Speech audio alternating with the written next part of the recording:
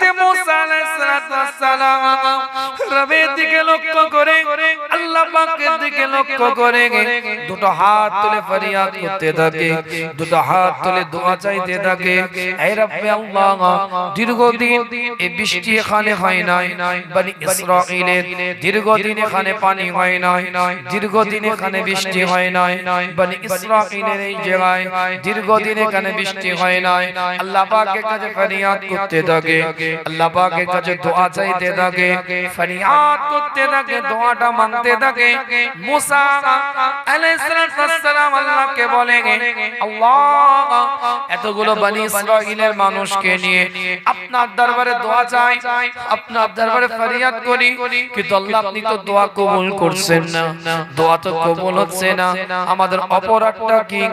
আল্লাহ পাক জানিয়ে দেন, মুসা এই মজলিসের মধ্যে যাদেরকে নিয়ে তুমি দোয়া চাইছো এদের মধ্যে এমন একজন ব্যক্তি আছে যে ব্যক্তিটা আমি আল্লাহ আমার দরবারে 40টা বছর সিজদা দেয় নাই, মাথাটা নত করে নাই, আল্লাহর দরবারে 40 বছর সিজদা দেয় নাই। মুসা নবীকে আল্লাহ বলে ওই ব্যক্তিটাকে আগে বের করে দাও। আল্লাহ মুসাকে নবী আলাইহিস সালামকে বলতে থাকে, আল্লাহ বান্দাকে চিনবো কি করে? আল্লাহ বলে মুসা আওয়াজ দাও। বান্দা বলে আল্লাহ আওয়াজ দিলে কানে পৌঁছাবে কি করে? আল্লাহ পাক জানিয়ে দেয়, মুসা তুমি আওয়াজ দেওয়ার দায়িত্ব, তুমি আওয়াজটা দাও, আমি আল্লাহ তার কানের মধ্যে আওয়াজটা পৌঁছে দেব। মুসা নবী আওয়াজটা দিয়েছে, ওই ব্যক্তির কানের মধ্যে আওয়াজটা পৌঁছে গেছে। ডান দিকে একবার তাকায়, বাম দিকে আরেকবার তাকায়, সামনে পিছনে আরেকবার তাকায়, কেউ তো বেরোচ্ছে না। সে মনে মনে ভাবে তাহলে এই অপরাধের অপরাধী আমি একাই, আমার কথাই বলা হচ্ছে।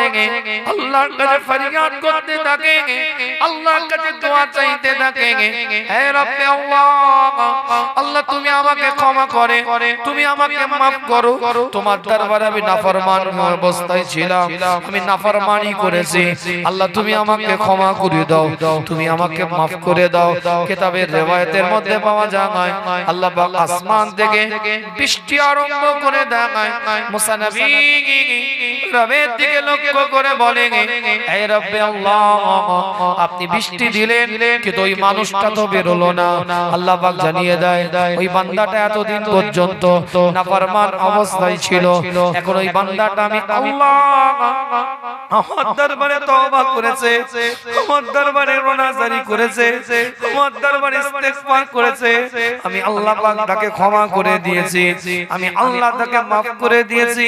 মুসা নবী বলে আল্লাহ বান্দাটাকে একটু দেখবো কোন বান্দা, কেমন বান্দা। আল্লাহ পাক জানিয়ে দেন মুসা যখন ওই বান্দাটা আমার নাফরমান ছিল তখন আমি ওই বান্দাকে কারোর সামনে প্রকাশ করি না। ভাবলে কি করে এখন আমার বন্ধু দোস্ত হয়ে গিয়েছে, ফরমাবরদার হয়ে গিয়েছে, আমি মানুষের সামনে বের করে তাকে অপমানিত করব, এটা তুমি ভাবলে কি করে? আমি আল্লাহ তাকে ক্ষমাও করেছি, তার মাকামটাকেও আমি আল্লাহ পাক আলা দান করে দিয়েছি। একটু জোরে বলতে বল না, এসআইআরের খসড়ায় নাম উঠেছে তো নাকি? 16ই ডিসেম্বরে উঠে গেছে খসড়ায় না, কেউ বার্তা চলে গেছে, ও বাদ গেলেও চিন্তা নেই, অত টেনশন নেওয়ার কিছু নেই। ওটা আইডি প্রুফ চাইছে, তাই তো বিএলও নাকি কি চাইছে? ওই একটা আধার কার্ডের জেরক্স দিবি তো ম্যাপিংটা করে দেব। কিন্তু 99.99% উঠে গেছে, দু চারটে স্লিপ হয়ে গিয়েছে, ফর্ম ফিলআপ ভুলের জন্য হতে পারে, এটা মন খারাপ করার কিছু নাই। আল্লাহ আমাদের সকলকে কবুল করেন, সকলে বলেন আমিন।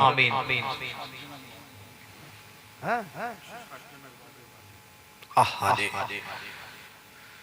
ম্যাপিং করতে হবে, যে নিয়ম তান্ত্রিক বিষয় আছে, যেটা গাইডলাইন দিয়েছে বিএলওর সাথে আলোচনা করতে হবে। কথা বুঝতে পেরেছেন? কোঅপারেট করছে তো বিএলও, কোঅপারেট করছে, এলাকারই মানুষ নিশ্চয়ই হবে, মাশাআল্লাহ। ঘরের ছেলে বিএলও আছে। ও বাবা, তাহলে কি বাপের নাম ভুল হয়ে গেছে নাকি? কেন হচ্ছে?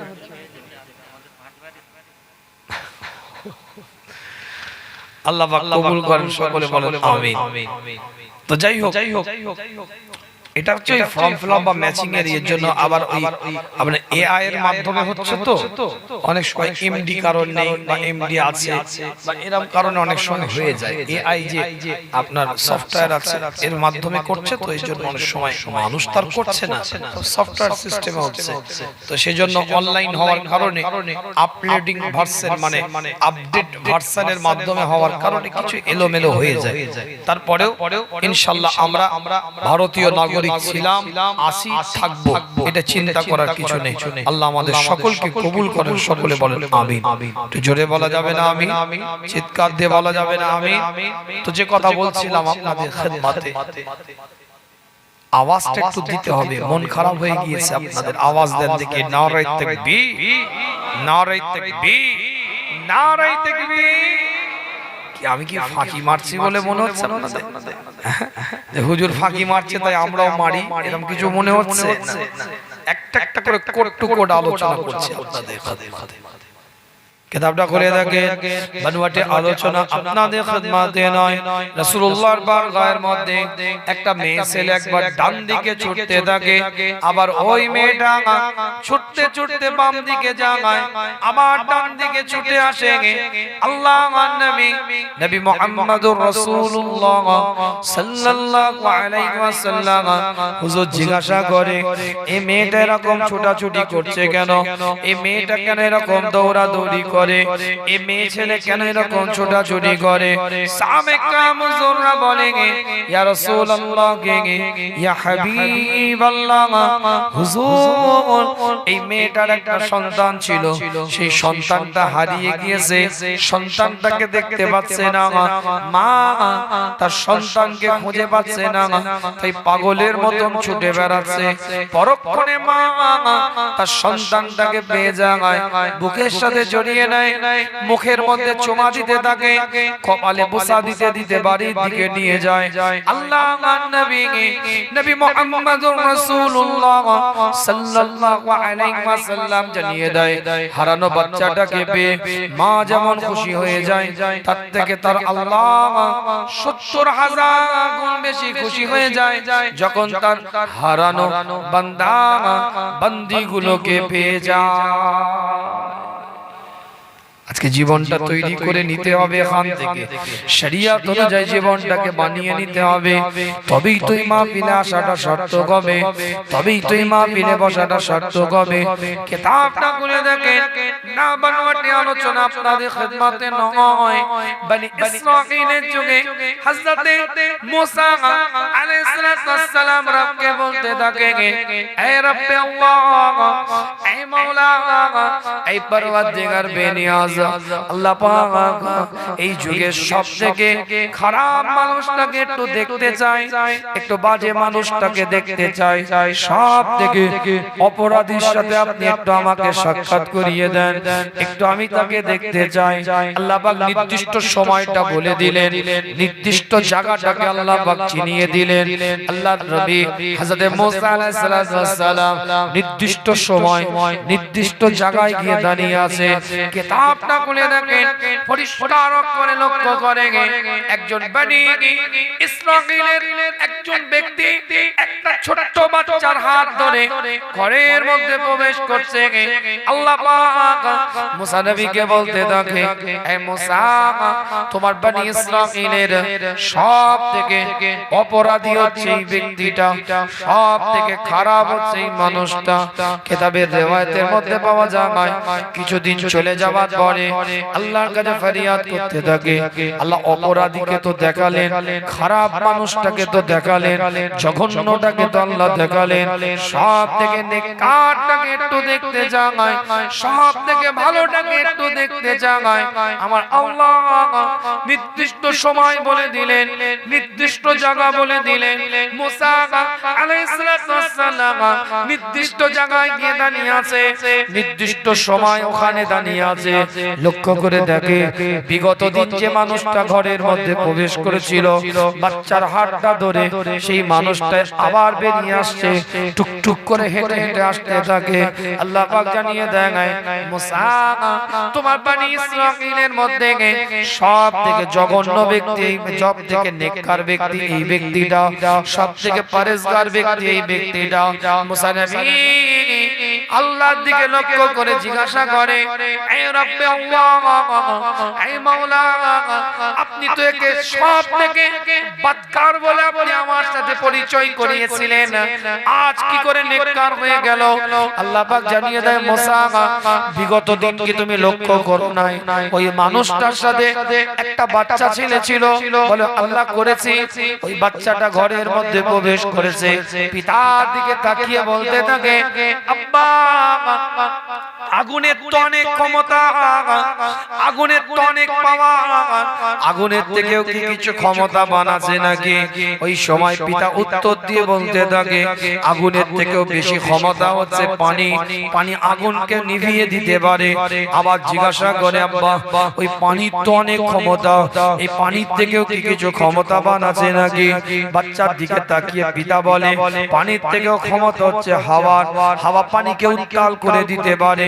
আবার জিজ্ঞাসা করে, আব্বা ওই হাওয়ার তো অনেক ক্ষমতা, হাওয়া পানিকে উত্তাল করে দিতে পারে, এর থেকেও কি কিছু বড় আছে নাকি? বাচ্চা ছেলের দিকে তাকিয়ে পিতা বলতে থাকে, পাহাড়ের থেকেও বেশি ক্ষমতা আপনার কি বলে? ওই পানির থেকেও বেশি ক্ষমতা হাওয়ার, হাওয়ার থেকেও বেশি ক্ষমতা হচ্ছে পাহাড়ের, এই পাহাড়ের হাওয়াকে রাত করে দিতে পারে, গতিরোধটাকে কমিয়ে দিতে পারে, প্রতিহত করতে পারে হাওয়াকে পাহাড়।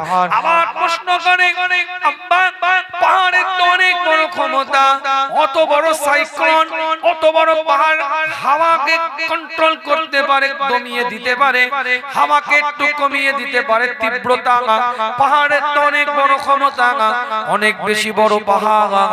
আব্বা পাহাড়ের থেকেও কি কিছু বড় আছে নাকি? পাহাড়ের থেকেও কিছু বড় আছে নাকি? পিতাকে যখন জিজ্ঞাসা করে, পিতার চোখ দিয়ে পানির টোসাটা গড়িয়ে যায়। সন্তানের দিকে তাকিয়ে বলতে থাকে, ওই পাহাড়ের থেকেও যদি কিছু বড় থাকে, তোর পিতার গুনাহ, তোর পিতার অপরাধ, তোর পিতার জঘন্য কর্ম, তোর পিতার আল্লাহর নাফরমানি করা অপরাধের মধ্যে এমন ভাবে জড়িয়ে আছে, ওই পাহাড়ের থেকেও বেশি আমার গুনাহ আছে, ওই পাহাড়ের থেকেও বড় হচ্ছে আমার গুনাহ। অবুঝ বাচ্চা আবার জিজ্ঞাসা করে ফেলেছে, আব্বা তোমার গুনাহ থেকেও কি কিছু বড় আছে নাকি? বাচ্চাকে বুকে জড়িয়ে নেয়, কপালে চুমা দেয়, গালে চুমা দিতে দিতে ওই বাচ্চা দিকে তাকিয়ে পিতা আওয়াজ দিয়ে বলতে থাকে, আমার গুনাহ থেকেও যদি কিছু বড় থাকে সেটা আল্লাহর রহমত, আল্লাহর নিয়ামত, আল্লাহর রহমত। আমার গুনাহ থেকেও বেশি, আমার গুনাহ থেকেও বেশি বড় আমার আল্লাহ।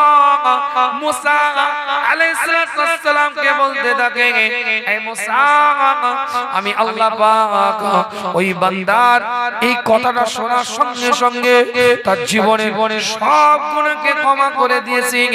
শুধু গুনাহ ক্ষমা করেছি এটা নয়, আমি আল্লাহ তার বদ কাজগুলোকে নেক কাজের দ্বারাই পরিবর্তন করে দিয়ে সেদিন বদকার হিসাবে তোমার সামনে দাঁড় করিয়েছিলাম, আর আজকে নেককার হিসাবে তোমার সাথে পরিচয় করিয়ে দিলাম। জীবন তৈরি করার দরকার আছে না? আর এটাই হচ্ছে উপদেশ নেওয়ার জায়গা, এখানেই ছুটে এসে জীবন তৈরি করতে হবে। আসবো না আমাদের দুর্বলতা। আমার আলোচনা কিন্তু এই জায়গায় একটা পয়েন্টের উপরে। আল্লাহ কোরআন দিয়ে বলছে, ওয়াসারিউ ইলা মাগফিরাতিন মির রাব্বিকুম, ক্ষমার জায়গায় ছুটে আসতে আসতে দৌড়ে আসতে। কিভাবে ক্ষমা হয় দেখেন, চিন্তা করে।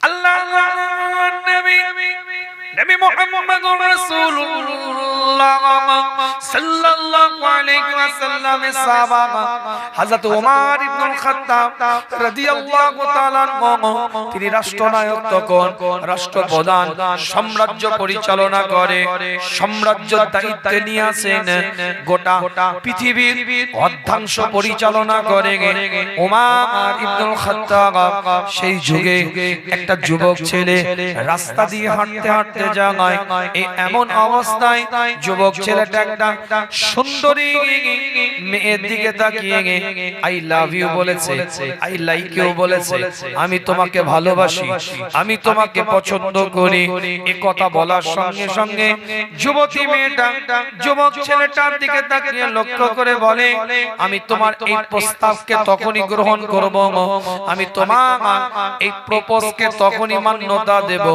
তখনই অ্যাকসেপ্ট করব যখন ওই অবস্থায় তুমি ওমর ইবনে খাত্তাবের পিছনে 40 দিন 5 ওয়াক্ত নামাজ আদায় করবে মসজিদে নববীর মধ্যে 40 দিন 5 ওয়াক্ত নামাজ আদায় করে এই রাস্তা দিয়ে তুমি হেঁটে যাবে আমি সেদিন তোমার এই প্রস্তাবটাকে গ্রহণ করে নেব আমি সেদিন তোমার এই অবস্থা এই তুমি যে আমাকে বলছো এই অবস্থায় আমি তোমার প্রস্তাবকে গ্রহণ করে নেব ওমর ইবনে খাত্তাবের পিছনে যুবক ছেলে শর্ত মোতাবেক 5 ওয়াক্ত নামাজ 40 দিন আদায় করেছে 40 দিন আদায় করার পরে টুকটুক করে আগিয়ে যাচ্ছে বিগত দিন যে জায়গায় ওই মেয়েটা দাঁড়িয়ে থাকার কথা ছিল সেই জায়গায় ওই মেয়েটা দাঁড়িয়ে আছে কিতাবটা খুলে দেখেন পরিষ্কার করে লেখা আছে যুবতী মেয়েটাকে অতিক্রম করে যুবক ছেলেটা চলে যাচ্ছে কোন রকম তার দিকে দৃষ্টি চর হয় না কোন রকম তার দিকে দৃষ্টি দেয় না টুকটুক করে আগিয়ে যাচ্ছে যুবতী মেয়েটা পিছন দিক থেকে ডাকে তুমি তো 40টা দিন আগে আমার সাথে শর্ত করেছিলে ওমর ইবনে খাত্তাবের পিছনে 40 দিন 5 ওয়াক্ত নামাজ পড়বে আর আমার কাছ থেকে তোমার প্রস্তাবের ওই অ্যাকসেপ্টটাকে নিয়ে যাবে তোমার প্রস্তাবের গ্রহণটাকে নিয়ে যাবে আমিও আজকে তোমাকে সেম টু ইউ বলবো আমিও তোমাকে লাইক করি এটা বলবো আমিও তোমাকে পছন্দ করি এটা বলবো কিন্তু কোনো কর্ণপাত না করে তুমি চলে যাচ্ছ কেন কোনো গ্রাহ্য না করে তুমি চলে যাচ্ছ কেন ওমর ইবনে খাত্তাবের যুগে ওই যুবক ছেলেটা যুবতী মেয়েটার দিকে লক্ষ্য করে সেদিন চিৎকার আওয়াজ দিয়ে বলেছিল আজ থেকে 40টা দিন আগে এই অন্তরের মধ্যে এই কলিজাটার মধ্যে তোমার জন্য আমার জায়গা ছিল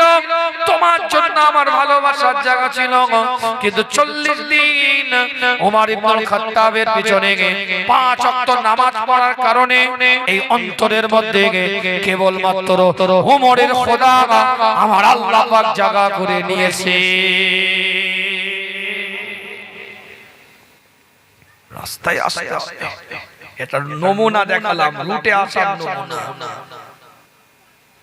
কথা বুঝতে পারছেন পা স্লিপ করে গেছে রুটটাই আসে পথটাই আসে মসজিদগুলো আবাদ করে জলসা যেমন বিরান হয়ে যাচ্ছে মসজিদও তেমন বিরান হয়ে যাচ্ছে জুম্মার দিন ছাড়া তাবারুকের টাইম ছাড়া জলসা যেমন বিরান হয়ে যাচ্ছে জুম্মার দিন ছাড়া মসজিদগুলো বিরান হয়ে যাচ্ছে কথা বলে কথা ঠিক বলছি না ভালো ভালো ঘরের ছেলেরা নামাজ পড়ে না ভালো ভালো ঘরের ছেলে মদ মাতালে ঘরের ছেলে কথা বলছি না ভালো ভালো নামাজি পরেজগার দিনদার আল্লাহওয়ালা পরিবারের সন্তান তার বাপ দাদার একটা গ্রামে পাড়ার মহল্লায় নাম সুনাম আছে সেই পরের জেনারেশন আজ এখন ডিসপ্যারেট হয়ে পাস স্লিপ করে নেটওয়ার্ক চেঞ্জ করে বসে আছে কি আমার কথা রাগ করছেন নাকি বাকি এটা উপদেশ নেওয়ার জায়গা জায়গায় যদি আসতে পারি মাকাম তৈরি হয়ে যাবে সেটাও দলিল দিলাম হাদিস থেকে নবী মুহাম্মদুর রাসূলুল্লাহ সাল্লাল্লাহু আলাইহি ওয়াসাল্লাম জানিয়ে দেয় রাসূল আমার শীতকালীন সকাল বেলায় একটা গাছের ডালকে নিয়ে নাড়াতে থাকে হযরত আবু যার গিফারির দিকে লক্ষ্য করে বলে হযরত আবু হুরায়রা রাদিয়াল্লাহু তাআলা আনহু থেকে হাদিসটা রিওয়ায়াত আল্লাহর নবী নবী মুহাম্মদুর রাসূলুল্লাহ সাল্লাল্লাহু আলাইহি ওয়াসাল্লাম হযরত আবু যার গিফারির দিকে তাকিয়ে বলে, দেখো গাছের ডাল থেকে পাতাগুলো কেমন জমিনের মধ্যে পড়ে যায়। আল্লাহর নবী আল্লাহ রাসূলের দিকে লক্ষ্য করে আবু যার গিফারি বলতে থাকে, হুজুর তা তো লক্ষ্য করি, কিন্তু এর ভিতরে কি রহস্য আছে আপনি একটু আমাকে খোলাসা করে দেন। আপনি গাছের ডালটাকে নিয়ে নাড়াচ্ছেন, পাতাগুলো জমিনের মধ্যে পড়ছে, কিন্তু এটা তো আপনি এমনি করবেন না, নিশ্চয়ই এর মধ্যে কিছু রহস্য লুকিয়ে আছে, কিছু আপনার বক্তব্য মন্তব্য আছে। রাসূলুল্লাহ সাল্লাল্লাহু আলাইহি ওয়াসাল্লাম জানিয়ে দেন, এ আবু যার গিফারি, আমি রাসূল এলান করে দিই, আমি মুস্তাফা জানিয়ে দেই, এই গাছের ডাল থেকে পাতাগুলো যেমন জমিনের মধ্যে পড়তে থাকে, ওই রকম আল্লাহ পাকে কোন বান্দা 5 ওয়াক্ত নামাজ বা জামাতের সাথে যখন আদায় করে, তার জীবনের সব গুনাহগুলোকে এই গাছের পাতার ন্যায় আমার আল্লাহ জমিনের মধ্যে নিক্ষেপ করে দিতে থাকে। সুবহানাল্লাহ। জোরে বলবেন না, আওয়াজ দিয়ে বলা যাবে না।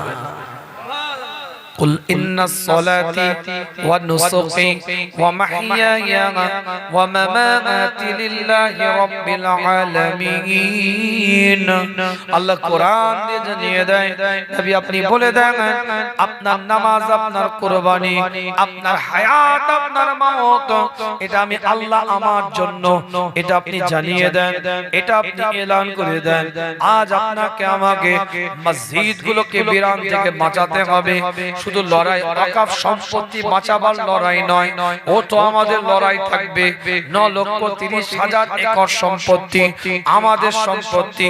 লান তানালুল বিররা হাত্তা তুনফিকু মিম্মা তুহিব্বুন।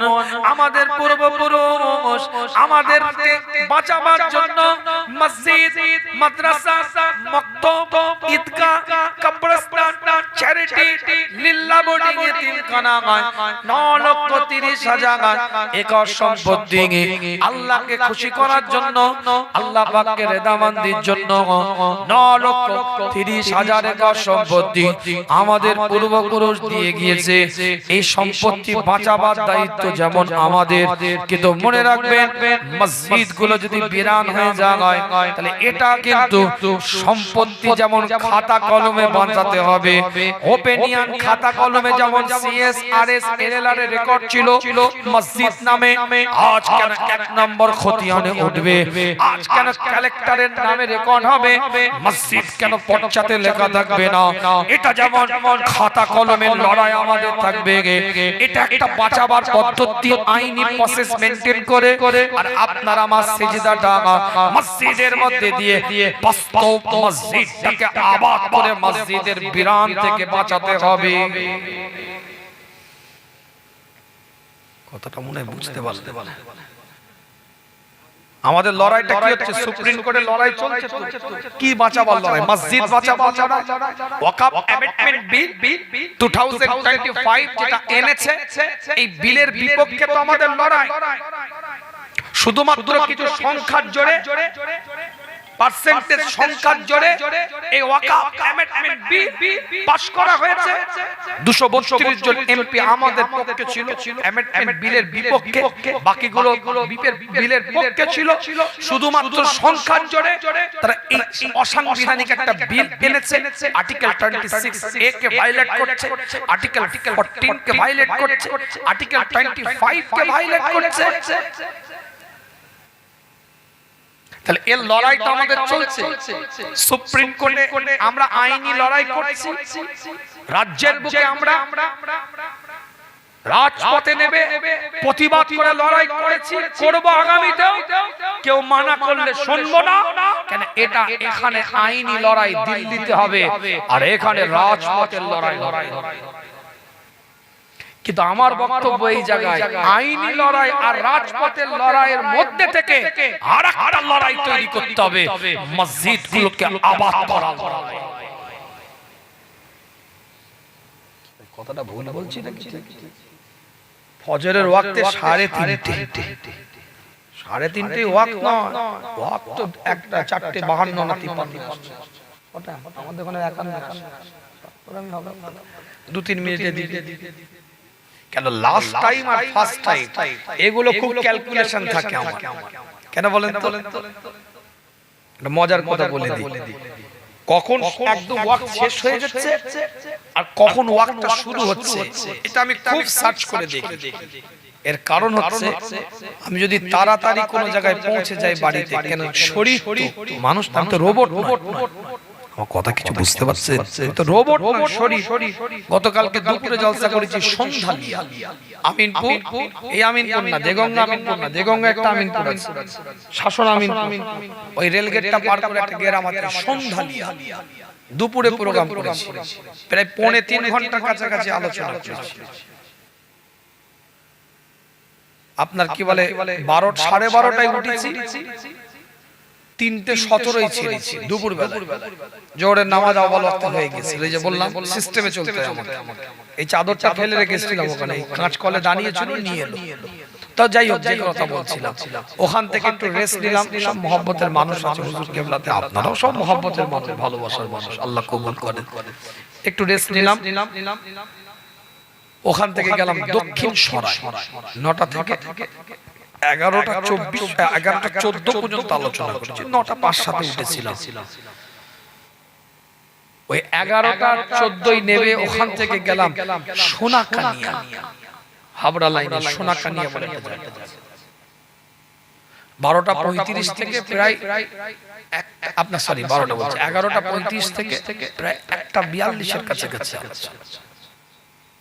এই যে আমি রাত্রিরে এবার বাড়িতে গেলাম আমার কটা বাজে বাড়ি যেতে গেল কটা বাজলো বলেন 4টে 7 8 9 সারা রাতটা তো জাগা অন্য কথা ভাববেন না যে এতক্ষণ গল্প করছিলাম এতক্ষণ যে 1 ঘন্টার উপরে আলোচনা করলাম 1 সেকেন্ডের জন্য ফালতু কোনো কথা বলেছি যে লোক কম আছে কোনো রকমের টাইম পাস করে দিই এরকম অ্যাঙ্গেলে কোনো কথা আপনাদের মনে হয়েছে প্রত্যেকটা কোট টু কোট দলিল ভিত্তিক কথা বলার চেষ্টা করেছি আমি বোঝাবার জন্য বলছি কথাটাকে আপনাদের এটা বুঝে নেওয়া দরকার এই যে সারা দিন ধরে আমার শরীরটা ক্লান্ত গাড়িতে তো একটু ঝুঁকে ঝুঁকেই গেছি বাড়িতে যাওয়ার পরে এই 4টে 7 10 15 যে টাইমটা বাজছে আর আধ ঘন্টা পরে এই আধ ঘন্টা জেগে থাকাটা একটা বড় চ্যালেঞ্জ কোন রকমে ওই 4:51 হয়েছে নাকি দেখে বসে কথা বুঝতে পারছেন ওয়াক্ত পেলেই নামাজটা পড়ে নিতে হবে কারণ শরীর আর হচ্ছে না এইজন্য বললাম যে আউয়াল ওয়াক্তটাকে খেয়াল রাখতে হবে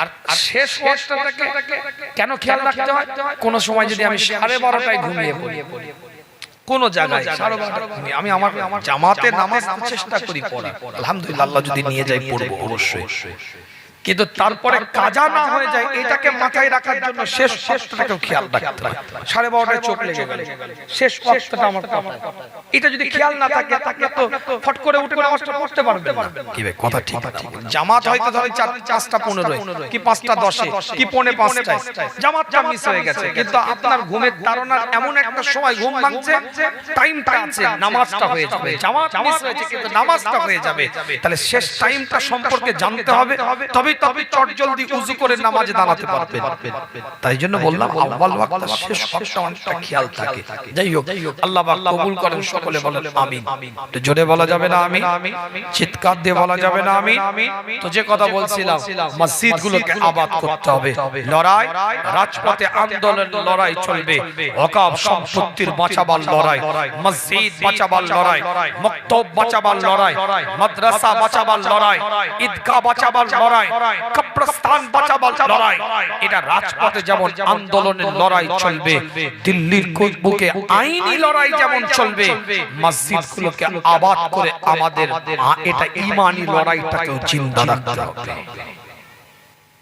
3:30 জন ফজরের ওয়াক্তে 3:30 জন বলে হুজুর 3:30 জন আবার কোথা থেকে 3 জন হোক কিংবা 4 জন হোক 3:30 যদি পেলেন আরে 3 জন দাঁড়িয়ে পড়ছে একজন বসে বসে কজন হবে কথা বলে না কেন আছে না নাই মসজিদে দাঁড়াতেও পারে না, এরকম মাজুর অবশ্য যাই, অসুবিধা নেই।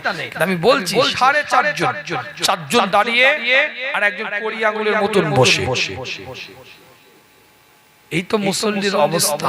নতুন প্রজন্ম আর কেউ মুসল্লি বাড়ছে, বুকে হাত দিয়ে বলেন তো দেখি। সেই কানা সুলতান, সেই ল্যাংড়া হামি, ওই সে খুঁড়িয়ে খুঁড়িয়ে এমসিবি পড়ে গেছে, মিটারে কারেন্ট নেই, ফিউজ নেই, কোন রকমে এসে দাঁড়াচ্ছে মসজিদ। আলহামদুলিল্লাহ, কষ্ট করে বেচারা ঠান্ডায় আসছে আপনার মসজিদটা আরো বিরাম থেকে বাঁচাবার জন্য। কিন্তু নতুন প্রজন্ম বুকে হাত দিয়ে বলেন তো দেখি, 30 বছরের একটা যুবক দাঁড়িয়ে আছে মসজিদে, সুন্নত পড়ে 10 মিনিট তাসবিহ পড়ছে। 25 বছরের একটা যুবক মসজিদে 10 মিনিট আগে গিয়ে তাসবিহ পড়ে সুন্নত পড়ে রেডি হয়ে আছে। দেখান তো কথাটা বোঝা যাচ্ছে? হাত জোর করে বলি, এতে যদি খুশি না হন, পায়ে ধরে বলছি আপনাদের খিদমতে, পায়ে ধরে বলছি আপনাদের জীবন তৈরি করে, এই জায়গা জীবন তৈরি করার জায়গা, উপদেশ নেওয়ার জায়গা। এখানে এসে নিজেদের গুনাহটাকে ইয়াদ করে আল্লাহর দরবারে নিজেকে ফিরিয়ে আনার জায়গা। তবেই তো এই মাহফিলে আসাটা বসাটা আপনার আমার জন্য সার্থক হয়ে যাবে। জোরে বলেন না সুবহানাল্লাহ। আল্লাহ আল্লাহ নবী মুহাম্মদুর রাসূলুল্লাহ সাল্লাল্লাহু আলাইহি ওয়াসাল্লাম হুজুর কিতাবটা খুলে দেখেন। হুজুর আমার সাহাবায়ে کرام হুজুরদের দিকে লক্ষ্য করে জিজ্ঞাসা করে, হে আমার সাহাবারা, তোমাদের বাড়ির সামনে যদি কোনো একটা পুকুর থাকে, যদি কোনো একটা জলাশয় থাকে, সেই পুকুরের মধ্যে, সেই জলাশয়ের মধ্যে যদি ডেলি 5 বার নিজের শরীরটাকে দৌত করো, তার শরীরের মধ্যে কি কোনো ময়লা থাকতে পারে? তার শরীরের মধ্যে কি কোনো দুর্গন্ধ থাকতে পারে? সাহাবে کرام হুজুররা জানিয়ে দেয়, হুজুর ডেলি 5 বার শরীরটাকে দৌত করলে তার শরীরের মধ্যে কোনো ময়লা থাকতে পারে না, তার শরীরের মধ্যে কোনো দুর্গন্ধ থাকতে পারে না। আল্লাহর নবী নবী মুহাম্মদুর রাসূলুল্লাহ সাল্লাল্লাহু আলাইহি ওয়াসাল্লাম জানিয়ে দেয়, যেমন ডেলি 5 বার শরীরটাকে ধৌত করলে তার শরীরের মধ্যে কোনো ময়লা থাকতে পারে না, ওই রকম ডেলি 5 বার যদি কেউ 5 ওয়াক্তের নামাজ আদায় করে, আমার আল্লাহ পাক তার শরীরের মধ্যে কোনো গুনাহ রাখতে পারেন না। এই নামাজটা যদি আবার বা জামাতের সাথে হয়, ইমামকে ইক্তেদা করে যদি হয়, মসজিদটা আবাদ করার নিয়তে রুকু যদি সেভাবে হয়ে যায় মসজিদের মধ্যে, তাকবীরে তাহরিমাটা যদি সেভাবে হয়ে যায়, সিজদাটা যদি সেভাবে হয়ে যায়, ইমামের পিছনে ইক্তেদা করে বা জামাত যদি নামাজটা হয়ে যায়, রাসূলুল্লাহ সাল্লাল্লাহু আলাইহি ওয়াসাল্লাম জানিয়ে দেন, ওই জামাতে নামাজ আদায় করার কারণে 27 গুণ সওয়াবকে আল্লাহ পাক বৃদ্ধি করে দেয়। আবার এই নামাজের পূর্বে ওযু করার আগে যদি কেউ মাসওয়াকটা করে নেয়, যদি কেউ মিসওয়াকটা করে নেয়, রাসূলুল্লাহ সাল্লাল্লাহু আলাইহি ওয়াসাল্লাম জানিয়ে দেন, এই মিসওয়াকটা নামাজের পূর্বে করার কারণে ওই 27 গুণ তো জামাতের সাথে নামাজ পড়ার জন্য আর মিসওয়াকটা করার জন্য আমার আল্লাহ 70 গুণ বেশি সওয়াব দান করে দেয়। মিসওয়াক আছে, মিসওয়াক বলে কিছু আছে, রোজার মাসে বেরোয় এত বড়, এখানে শুধু এরাম এরাম করছে। রোজার মাসে আসরের নামাজের পরে ওই কিছু পকেটে কথা বলে, মিসওয়াক রোজার মাসের আমল নয়, মিসওয়াক নামাজের আগের সুন্নাহ। রোজাতেও করতে পারে, আপত্তি নেই, কিন্তু আমার প্রত্যেক নামাজের আগে করাটা সুন্নাহ। রাসূলুল্লাহ বলছে, আমার উম্মতের জন্য যদি মিসওয়াক করাটা কষ্টকর না হয়ে যেত, আমি রাসূল এটাকে ওয়াজিব করে দিলাম। আমল কোথায়? দূরবীন দিয়ে দেখতে হবে, আমল দূরবীন দিয়ে দেখতে হবে। শুনতে উস্তাদ আর সমীক্ষা করতে উস্তাদ, খালি বিশ্লেষণ করছে, তথ্য বের করছে। আমালি জিন্দেগি কে তৈরি করবে? ছোট ছোট জিনিস অফার যদি নিতে না পারেন তার লাভ কি? কিতাবটা খুলে দেখে तमाम বিশ্বটা যেদিন তাবাহ হয়ে যাবে, तमाम বিশ্বটা যেদিন ধ্বংস হয়ে যাবে, আল্লাহ পাক কোরআন দিয়ে জানিয়ে দেয়, সূরার নাম সূরাতুল জিলজাল। আল্লাহ পাক কোরআন দিয়ে এলান করে ইজা জুলজিলাতিল আরদু জিলজালাহা, तमाम বিশ্বটা যেদিন তাবাহ হয়ে যাবে, ধ্বংস হয়ে যাবে, চূর্ণ বিচূর্ণ হয়ে যাবে। আল্লাহ কোরআন দিয়ে জানিয়ে দিচ্ছে এই तमाम বিশ্বটা যেদিন তাবাহ হয়ে যাবে, ধ্বংস হয়ে যাবে, চূর্ণ বিচূর্ণ হয়ে যাবে, আল্লাহ পাক কোরআন দিয়ে বলছে হুরকাত লিকিয়ামিন সাআতিনা। এই আয়াতের তাফসীর করতে গিয়ে মুফাসসিরিনরা বলছে যেদিন কিয়ামতটা সংগঠিত হবে, ওয়া আখরাজাতিল আরদু আসকালাহা, এই জমিনটাকে আল্লাহ বলবে এই জমিন তুই বমি করে দে, জমিন তুই কাই করে দে, জমিন বমি করে দিবে, কাই করে দিবে। আমওয়াতিহা ও কুনুজিহা, লাশসমূহ খনিজ দ্রব্যসমূহ বার হয়ে আসবে। সেদিন কঠিন সময়, কঠিন পরিস্থিতিতে तमाम বিশ্বটা যেদিন তাবাহ হয়ে যাবে, আমার আল্লাহ সব কিছু ধ্বংস করে দিবে। আল্লাহর ঘর মসজিদ, এই এক বচন হচ্ছে মসজিদ, বহু বচন হচ্ছে মাসাজিদ। সিজদা দেওয়ার জায়গাগুলোকে আল্লাহ পাক হেফাজত করবে। কোরআন তার ভাষার মধ্যে দিয়ে এলান করছে সূরার নাম সূরাতুল আল ইমরান, তৃতীয় নাম্বার সূরা, 100 নাম্বার সূরা 96 নাম্বার আয়াতের মধ্যে আল্লাহ বলছে ইন্না আউওয়ালা বাইতি উদিয়া লিন-নাস লাল্লাযী বিবাক্কাতা মুবারাকান ওয়া হুদাল লিল-আলামিন। আল্লাহ পাক কোরআনে পরিষ্কার করে এলান করে দিয়েছে পৃথিবীর প্রথম ঘর আল্লাহ পাকের কাবা বাইতুল্লাহ, যেটা মানুষের জন্য আল্লাহ বরাদ্দ করে দিয়েছে। লাল্লাযী বিবাক্কাতা, যেটা বাক্কার মধ্যে অবস্থিত, যেটা মক্কার মধ্যে অবস্থিত, যেটা বালাদুল আমিনের মধ্যে অবস্থিত। আল্লাহ কোরআন দিয়ে জানিয়ে দেয় ওখানে যারা যাবে আমার আল্লাহ তাদেরকে মোবারক বানিয়ে দিবে, ওয়া হুদাল লিল আলামিন। আর আমার আল্লাহ ওই জায়গাটাকে হেদায়েতের কারখানা হিসাবে কবুল করে নিয়েছে। জোরে বলবেন না? এই কাবা বাইতুল্লাহটাকে আল্লাহ হেফাজত করবে। तमाम পৃথিবীর যত মসজিদ, এই মসজিদগুলো আল্লাহ পাকের কাবা বাইতুল্লাহর অংশ। আল্লাহ পাক কাবা বাইতুল্লাহটাকে জান্নাতে যাওয়ার নির্দেশ দিয়ে দিবে। কাবা বাইতুল্লাহ জান্নাতে যেতে থাকবে, কাবা বাইতুল্লাহ জান্নাতে যেতে থাকবে। যেমন রেল ইঞ্জিন আগে যায়, বগিগুলো পিছনে থাকে, ইঞ্জিন যেদিকে যায় বগিও সেই দিকে যেতে থাকে। কাবা বাইতুল্লাহ জান্নাতের দিকে যেতে থাকবে। तमाम পৃথিবীর মসজিদগুলো জান্নাতের দিকে যেতে থাকবে। যেমন রেল প্যাসেঞ্জার বিগিন যায় না, মসজিদ ও মুসল্লি বিগিন যাবে না, কাবা বাইতুল্লাহ জান্নাতে। तमाम পৃথিবীর মসজিদগুলো জান্নাতের মধ্যে চলে যাবে। तमाम পৃথিবীর মসজিদগুলোর মুসল্লিকেও আমার আল্লাহ পাক জান্নাতি বানিয়ে দিবে। মসজিদ সুপারিশ করবে আল্লাহর কাছে, মসজিদ ফরিয়াদ করবে আল্লাহর কাছে। আল্লাহ এই বান্দা আপনার সিজদা দিত, এই বান্দা রুকু করত, এই বান্দা তাসবিহ পড়তো, এই বান্দা আমার এই আপনার ঘরের মধ্যে বসে জিকির আজকার করত, এই বান্দাকে ক্ষমা করে দেন। রাসূলুল্লাহ সাল্লাল্লাহু আলাইহি ওয়াসাল্লাম জানিয়ে দেন, কিতাবটা খুলে দেখেন পরিষ্কার করে লেখা আছে যে জায়গায় যে স্থানে একটা মসজিদ আছে, ওই মসজিদের আশপাশে 40টা বাড়িকে আমার আল্লাহ বিনা হিসাবে জান্নাতি বানিয়ে দিবে। এবার নাউজুবিল্লাহ বলার জন্য প্রস্তুত রাখেন নিজেকে।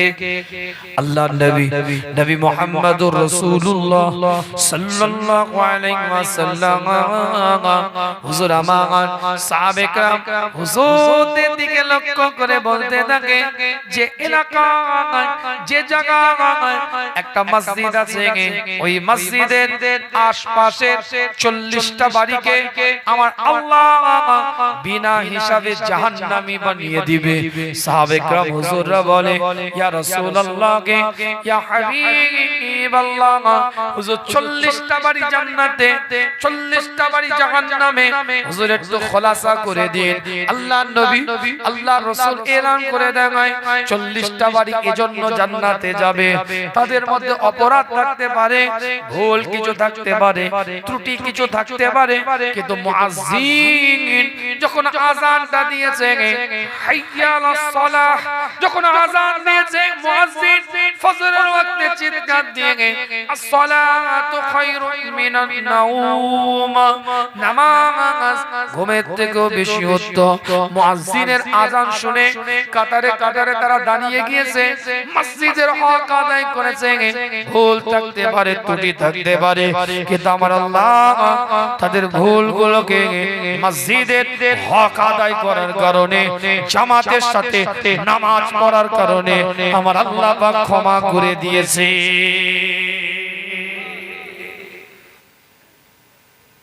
40টা বাড়ির জন্য জাহান্নামে যাবে, তাদের হিসাব নেওয়া হবে না। মসজিদের মুয়াজ্জিন আযান দিয়েছে, কিন্তু মসজিদের পাশে মাচাতে পাবজি খেলছিল।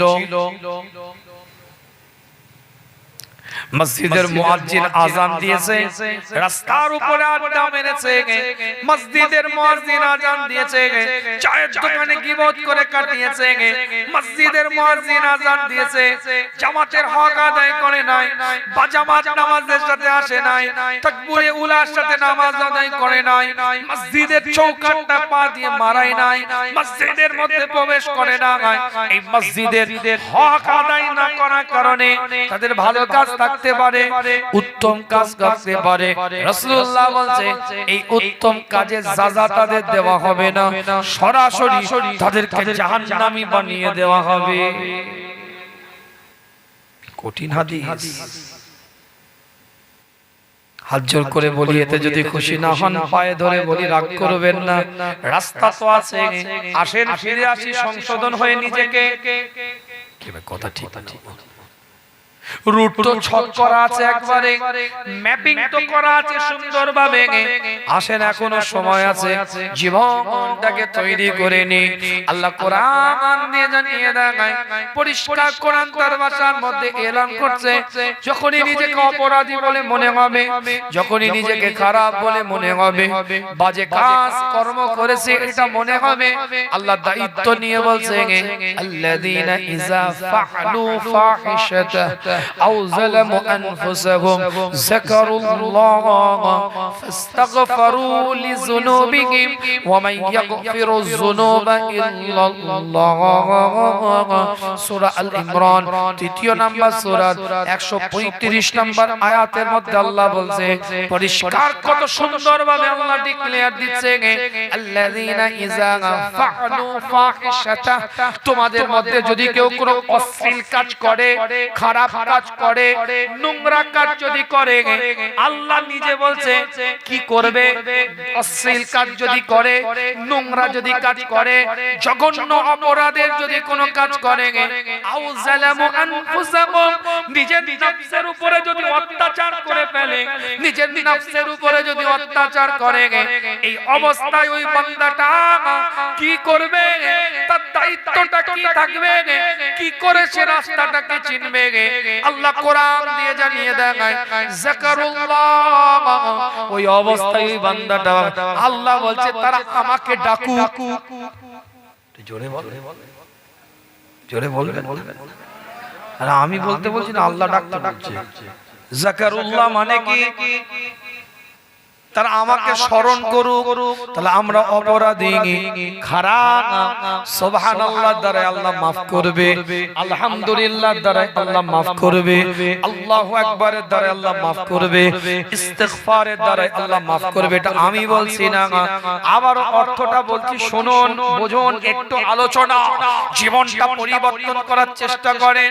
কত সুন্দরভাবে আল্লাহ বলছেন, আল্লাযীনা ইযা ফাআলু ফাহিশাতা, যদি অশ্লীল কাজ করিস, খারাপ কাজ করিস, আও যালামু আনফুসাহুম, যদি নফসের উপরে অত্যাচার করে ফেলিস, এই অবস্থায় কি করবি?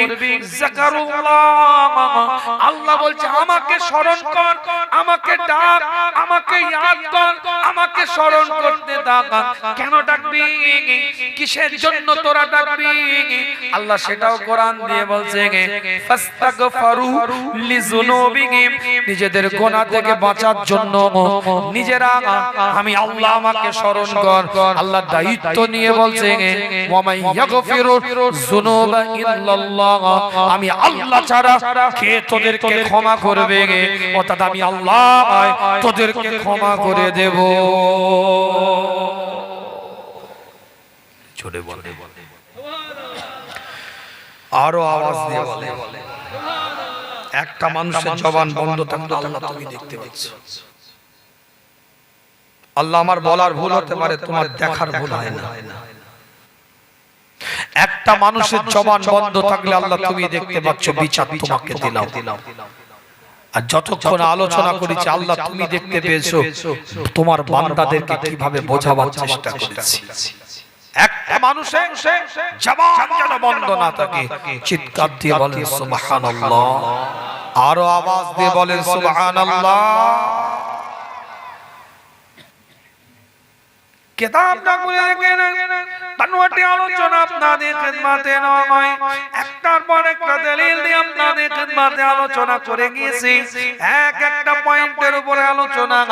কোথায়? সূরাতুল আরাফ থেকে আলোচনা শুরু হয়েছে 181 নম্বর আয়াত দিয়ে, সূরাতুল আয-যারিয়াত থেকে 55 নম্বর আয়াত দিয়ে একাধিক আলোচনা আগিয়ে নিয়ে গিয়েছি। একটার পর একটা পয়েন্টের উপরে আলোচনা। উপদেশ দেওয়ার গুরুত্ব কি, উপদেশ নেওয়ার গুরুত্ব কি, যারা এই মাহফিলের আয়োজক হিসেবে কাজ করেছে, মাকাম আল্লাহ পাক তাদেরকে কি দিয়েছে, মর্যাদা আল্লাহ পাক তাদেরকে কি দিয়েছে, যারা শরীয়তের রাস্তায় বান্দাকে ডাকে আল্লাহ পাক মাকাম তাদেরকে কি দান করেছে, একাধিক আয়াত দিয়ে বুঝিয়েছে। রাসূলুল্লাহ কোন জাতকে কেন্দ্র করে উপদেশ দেয় নাই। আবার সূরাতুল আরাফ থেকে 158 দলিল দিয়েছে। আবার পয়েন্ট দিয়ে সূরাতুস সাবা থেকে 28 নম্বর আয়াতের দলিল দিয়েছে। একাধিক আয়াত দিয়ে বুঝিয়েছে। আজ সূরাতুল ইমরান থেকে দলিল 133 নম্বরে একাধিক পয়েন্ট দিয়ে বুঝিয়েছে। এটা ক্ষমার জায়গা। এই উপদেশটা নেওয়ার পরে যদি নিজের জীবনটাকে ক্ষমার দিকে আনতে পারি, উপদেশটা গ্রহণ করার পরে নিজেদের জীবনটাকে ক্ষমার রাস্তায় যদি পরিচালিত করতে পারি, আল্লাহ পাক মাকাম দান করে দিবে। আর ক্ষমা চাওয়ার একটা বড় ইবাদত, সেটা হচ্ছে সালাত, নামাজ। সেজন্য নামাজের গুরুত্ব নিয়ে একটু কথা বললাম, যেহেতু মসজিদ সংলগ্ন মাহফিলে একটু না বললে নামাজের গুরুত্বটা বাড়বে কি করে, জামাতের গুরুত্বটা বাড়বে কি করে। আল্লাহ পাক কোরআন দিয়ে জানিয়ে দেয়, পরিষ্কার কোরআন তার ভাষার মধ্যে দিয়ে এলান করে দেয়। আমার আল্লাহ পাক জানিয়ে দিচ্ছে, নামাজ এমন একটা জিনিস, মানুষ নামাজ এমন একটা ইবাদত, মানুষকে খারাপ কাজ থেকে, ব্যভিচারী থেকে মানুষকে দূরে সরিয়ে রাখে। নামাজ এমন একটা ইবাদত, তাই এই ইবাদতের কথার গুরুত্ব বলেছি। খারাপ কাজ থেকে দূরে থাকবো, সিজদার ওসিলায়, বাজে কাজ থেকে দূরে থাকবো, রুকুর ওসিলায়, উপদেশটা গ্রহণ করে নেব। মাকাম আল্লাহ পাক আপনাকে আমাকে দান করে দিবে। ইতি টানবো আলোচনা, বিস্তারিত কথা বলে আপনাদেরকে কষ্ট দিতে চাই না। একটার পর একটা পয়েন্টের উপরে আলোচনা করে গিয়েছে। বনি ইসরাঈলের একটা যুবক ছেলের কথা বলে বিদায় নেব আপনাদের খিদমতে। 30 বছরের বয়সের যুবক ছেলে, এমন কর্ম করে, এমন কাজ করে, এমন বাজে কাজের সাথে যুক্ত আছে, মদ্যপান করে, খারাপ নেশার সাথে যুক্ত আছে, শারীরিক সম্পর্ক করার জন্য, ফিজিক্যাল রিলেশন করার জন্য নতুন নতুন করে একটা মেয়ে প্রত্যেক দিন রাতে তাদের সাথে সম্পর্ক করতে থাকে, তাদের সাথে ফিজিক্যাল রিলেশন করতে থাকে, নতুন নতুন করে একটা করে নারীর সাথে শারীরিক সম্পর্ক করে। মানে ইসরাঈলের 30 বছরের যুবক ছেলেটা একটা নতুন করে আবার প্রত্যেক রাতের মতো সুন্দরী রমণীকে মদ্যপান করে ঘরের মধ্যে নিয়ে এসেছে। 7 দিনার তাকে দিয়েছে। সুন্দরী রমণীর ঘরের মধ্যে যুবক ছেলে মদ্যপান করে প্রবেশ করছে, সঙ্গে সঙ্গে সুন্দরী রমণী মেয়েটা যুবক ছেলেটাকে দেখে কাঁদতে থাকে, রোনাজারি করতে থাকে, চোখ দিয়ে পানির দোষাটা গড়িয়ে যেতে থাকে। যুবক ছেলে বলে, তুমি কাঁদো কেন? তুমি স্ব ইচ্ছায় আমার কাছে এসেছো এবং তুমি আমার সাথে রাত্রি যাপন করবে বলে, ফিজিক্যাল রিলেশন করবে বলে, শারীরিক সম্পর্ক করবে বলে তুমি আমার কাছ থেকে 60 দিনার পর্যন্ত নিয়েছো। কি বাবা, তুমি কাঁদো কেন? তোমার চোখ দিয়ে কেন পানির টোসাটা গড়িয়ে যাচ্ছে? তোমাকে তো জোর করে আনিনি, স্ব ইচ্ছায় তুমি এসছো, টাকার বিনিময়ে চুক্তি হয়েছে তোমার সাথে, শারীরিক সম্পর্ক করবে, ফিজিক্যাল রিলেশন করবে, তুমি আজ কাঁদছো কেন? কি হয়েছে? যুবক ছেলেটার দিকে তাকিয়ে যুবতী নারী বলতে থাকে, আমি এই কর্মের মহিলা নয়, এই কাজের সাথে আমি কখনো কোশ্চিনকালে জড়িত ছিলাম না। তাহলে এখানে তুমি এসেছিলে কেন? অর্থ কেন বিনিময়ে নিলে তুমি আমার কাছ থেকে? যুবক ছেলেটার দিকে লক্ষ্য করে যুবতী মেয়ে বলতে থাকে, আমার বাপ বিমারে আছে, অসুস্থ অবস্থায় আছে, অর্থের দরকার, এই রাস্তা ছাড়া আমার কাছে আর কোনো উপায় নাই। যুবক ছেলেটা রেগে গিয়েছে, মদ্যপান করে আছে। বনি ইসরাঈলের যুবক আওয়াজ দিয়ে মেয়েটাকে বের করে দিয়েছে, যা তুই চলে যা, ঘর থেকে বেরিয়ে যা, আমার সামনে তুই দাঁড়াবি না। যুবতী মেয়ে বলে, আমি তো আপনার 60 দিনার ফেরত দিতে পারবো না। যুবতী মেয়েকে বলে, তোকে টাকা ফেরত দিতে হবে না, তুই আমার সামনে থেকে চলে যা। বর্তমান যুগে ভারতীয় মুদ্রা নয়, তৎকালীন যুগে 60 দিনার মানে বর্তমান যুগে ভারতীয় মুদ্রায় 6 লক্ষ টাকা। কত কিছু বুঝতে পারছে? যা, বেরিয়ে যা, সামনে দাঁড়াবি না, চলে যা। যুবতী মেয়েটা গভীর রাত্রে যুবক ছেলের ঘর থেকে বাইরে বেরিয়েছে, পিছন দিক থেকে যুবক ছেলেটা ডাকতে থাকে, দাঁড়া। থমকে দাঁড়িয়ে গেছে, আবার কি বলবে রে বাবা, ছাড় তো পেয়ে গিয়েছিলাম, কি বলবে আবার? যুবক ছেলেটার দিকে তাকিয়ে, যুবতী মেয়েটার দিকে তাকিয়ে যুবক ছেলেটা বলতে থাকে, তুই আমার জন্য, তোর খোদার জন্য দোয়া করবি, তোর খোদার কাছে আমার জন্য তুই দোয়া করবি। আমি 60 দিনার তোর কাছ থেকে ফিরিয়ে নিলাম না, কিন্তু এর বিনিময়ে তোর খোদার কাছে আমার জন্য একটু দোয়া করবি।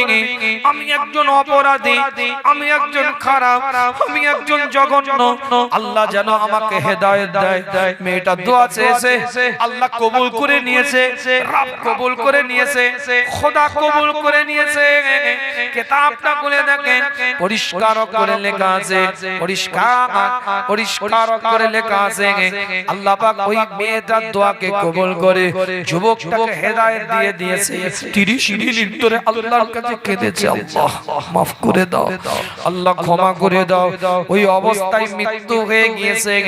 কেউ আর বনি ইসরাঈলের ওই ঘরের মধ্যে প্রবেশ করে না। কেন? মদ খেত, খারাপ চরিত্রের ছেলে, বাজে দুশ্চরিত্রের সন্তান, কেউ ঘরের মধ্যে প্রবেশ করে না। আমার আল্লাহ, আমার মাওলা মাওলা মুসা আলাইহিস সালাতু ওয়াস সালামকে আল্লাহ পাক জানিয়ে দেয় মুসা যাও তোমার কওমকে গিয়ে বলে দাও তোমার কওমকে গিয়ে জানিয়ে দাও তোমার কওমকে গিয়ে শুনিয়ে দাও আমি আল্লাহ ওই যুবকটার জীবনের সমস্ত গুনাহগুলোকে ক্ষমা করে দিয়েছি সমস্ত গুনাহগুলোকে আমি আল্লাহ পাক maaf করে দিয়েছি শুধু ক্ষমা করেছি এটা নয় আমি আল্লাহ পাক জানিয়ে দিই ওই যুবক ছেলেটা জানাজা নামাজের মধ্যে যারা এসে কাতারে কাতারে দাঁড়াবে আমি আল্লাহ বলি আমি আল্লাহ তাদেরকেও ক্ষমা করে দিলাম জীবন মোড় ঘুরিয়েছে অপরাধী মোড় ঘুরিয়েছে কি ভাই কথা ঠিক না বল আমরা ডেটে বসে আছি না না যা বলছে বলুক গে যা হুজুর ও আমরা আমাদের লাইফ ঠিক আছে এটা তো হয় না কি ভাই কথা ঠিক না ভুল করেছি আসি স্যালেন্ডার ভাই আমার কাছে তো নয় রে বাবা খোদা হযরত ওমর ইবনে খাত্তাব বলছে মরার আগে একবার মরে দেখো মরার আগে একবার মরে দেখো তার মানে কি করে মরবেন সুসাইড করবেন নাকি কি করে গলায় দড়ি দিবেন না বিষ খাবেন মরার আগে মরে দেখো মানে কি এর অর্থ মানে কি আল্লাহ তো মৃত্যুর পরে হিসাব নেবে এই হিসাব নেওয়ার আগে আপনার হিসাব আপনি একবার নিয়ে দেখেন আমার হিসাব আমি একবার নিয়ে দেখি রাত 12টার পরে গুগলে কি সার্চ করেছি আল্লাহর দরবারে ওটা কিন্তু রেকর্ড হয়ে আছে পাশে স্ত্রীকে রেখে কার সাথে ভিডিও কলিং চ্যাট করেছি ওটা কিন্তু পরকীয়া সম্পর্ক আল্লাহর দরবারে অন রেকর্ডিং হয়ে আছে স্বামীকে পাশে শুইয়ে রেখে এক্স বয়ফ্রেন্ডের সাথে কি কথা বলেছি পৃথিবীর কেউ জানে না তোমার কলিজা জানে আর তোমার খোদা জানে আসেন আলোচনা বাড়াবো না কষ্ট হয়ে যাচ্ছে আপনাদের ভাই আসবে আমার মুজাফফর ভাই ভালোবাসার মানুষ গজল শিল্পী আল্লাহ কবুল করেন আলোচনা রাখবে রাসূলুল্লাহর সাথে দাঁড়িয়ে একটু সালাতুস সালাম পাঠ করে আপনাদের খেদমত থেকে বিদায় নেব একটু সাজিয়ে গুছিয়ে মাহফিলটা এবার তো চলে আসেন আমি না একটা ক্লাস করলাম এই ক্লাসের পরে মূল ক্লাস পাওয়া যাবে না মূল জিনিস পাওয়া যাবে না পরের ভাইয়ের পরে তো মাশাআল্লাহ ডান হাতে এক্সারসাইজ করা যাবে ডান হাতে এক্সারসাইজ করা যাবে আলহামদুলিল্লাহ আল্লাহ কবুল করে আসে মুজাফফর ভাই আসছে তাকবীর দেন নারে তাকবীর আরো জোরে বলেন নারে তাকবীর আমার মুজাফফর ভাই জোরে বলেন জিন্দাবাদ হযরত মাওলানা মুহাম্মদ মুজাফফর সাহেব জোরে বলেন জিন্দাবাদ নারে তাকবীর মাশাআল্লাহ আল্লাহ কবুল করেন আল্লাহ কণ্ঠ দিয়েছে জবানের তাসির আল্লাহ কবুল করে গলা সুর আল্লাহ কি টান